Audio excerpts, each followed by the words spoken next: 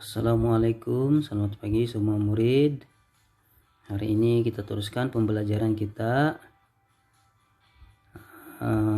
Topik masih lagi manusia dan subtopiknya adalah sistem peredaran darah manusia. Oke, semua murid boleh lihat subtopik ini dalam buku teks pada muka surat 28 dan 29. Oke, seperti yang kita nampak di sini. Oke, tajuk sistem peredaran darah manusia. Oke, kita teruskan dengan membaca semua apa yang terdapat dalam buku teks. Oke, kita mulakan. Ayah sakitkah? Oh, tidak. Ayah sedang menderma darah. Menderma darah merupakan amalan mulia untuk membantu mereka yang memerlukannya. Perhatikan beg darah ini. Oke, ini beg darah.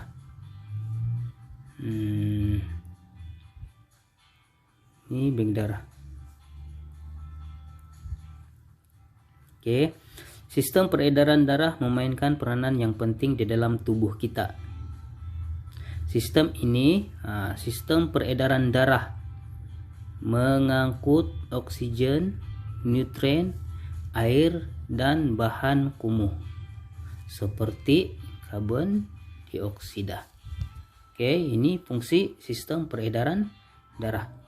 Oke, bahagian utama yang terlibat dalam sistem peredaran darah manusia ialah jantung, salur darah, dan paru-paru.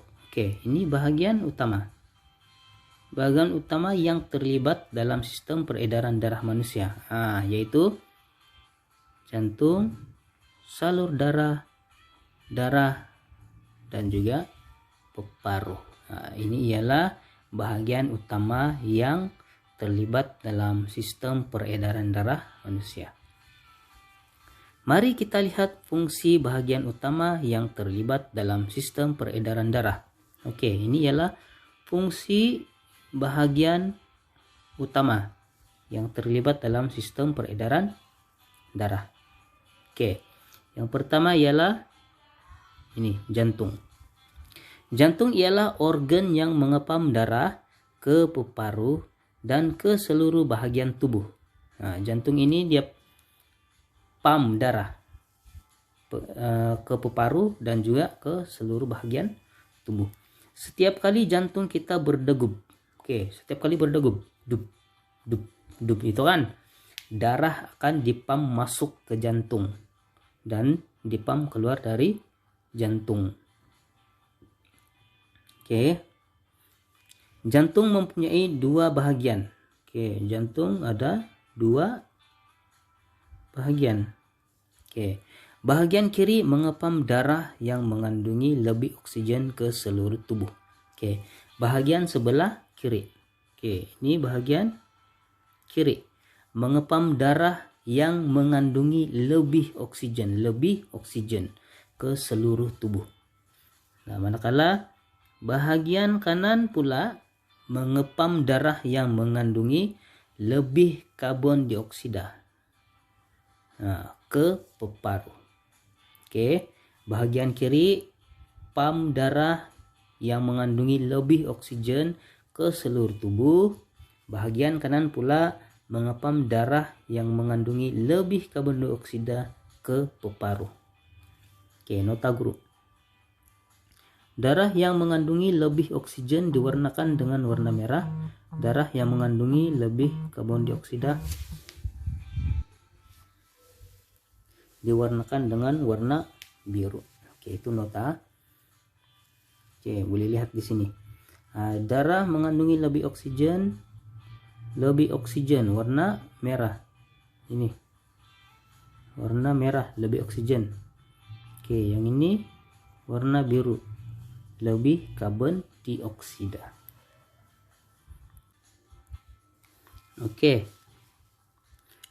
Yang kedua adalah paru-paru. Paru-paru ialah organ yang menjadi tempat pertukaran antara gas oksigen dengan gas karbon dioksida. Paru-paru itu tempat pertukaran gas oksigen dengan gas karbon dioksida. Tukar. Oke. Salur darah, ini yang ketiga, salur darah. Salur darah ialah tiub laluan untuk darah mengalir.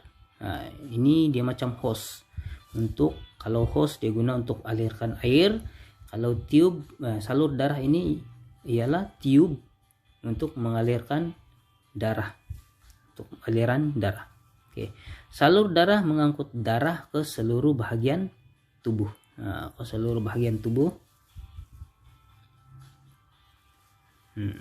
Oke. Dan yang keempat adalah darah. Darah mengalir melalui rangkaian salur darah ke seluruh bahagian tubuh. Darah mengangkut oksigen, nutrien, air, dan bahan kumuh. Bahan kumuh seperti karbon dioksida disingkirkan di paru. Oke, darah ini dia mengalir melalui salur darah ke seluruh bahagian tubuh kita. Darah ini akan mengangkut oksigen, nutrien, air, dan juga bahan kumuh. Contoh bahan kumuh adalah karbon dioksida. Oke, sekarang Cikgu rumuskan, ringkaskan apa yang kita telah pelajari pada hari ini. Oke, ada 3 poin saja, yaitu yang pertama ialah fungsi sistem peredaran darah. Apakah fungsi sistem peredaran darah?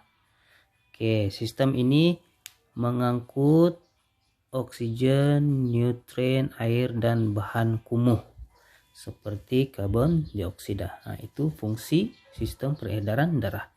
Yang kedua adalah bahagian utama yang terlibat dalam sistem peredaran darah. Apakah bahagian utama yang terlibat dalam sistem peredaran darah manusia?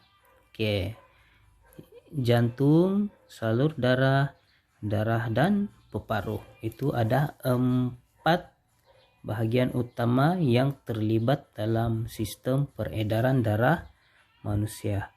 Dan yang ketiga ialah fungsi bahagian utama.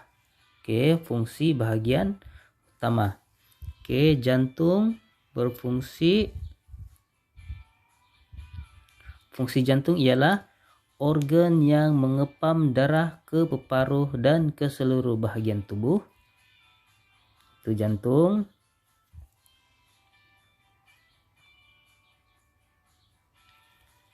Itu fungsi jantung.